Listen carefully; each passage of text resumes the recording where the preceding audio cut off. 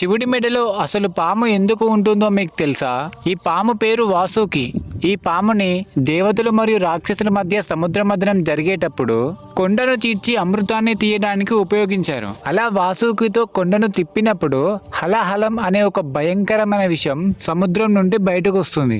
ఈ విషయం బ్రహ్మాండాన్ని నాశనం చేయగలదు అని దేవతలంతా కలిసి శివుని దగ్గరికి వెళ్తారు. అప్పుడు శివుడు బ్రహ్మాండాన్ని కాపాడేందుకు ఆ విషయాన్ని తాగేస్తాడు. కానీ ఆ విషయం శివుడి గొంతులో నుంచి శరీరంలోకి దిగితే శివుడికి చాలా ప్రమాదమని ఆ విషయం శివుడి కంఠం నుంచి కిందకు దిగకుండా పార్వతీదేవి శివుడి గొంతుని గట్టిగా పట్టుకుంటుంది. అలా పార్వతీదేవి శివుడు కంఠాన్ని ఎక్కువసేపు పట్టుకొని ఉండలేదు కాబట్టి శివుడి పరమ భక్తుడైన వాసుకి, పరమేశ్వర, ఆ విషయం కిందకు దిగకుండా నీ మెడను గట్టిగా చుట్టి పట్టుకుంటాను, అంతేకాదు నీ మెడలో అలంకారంగా నీతోనే ఉండిపోతా అని వేడుకుంటుంది.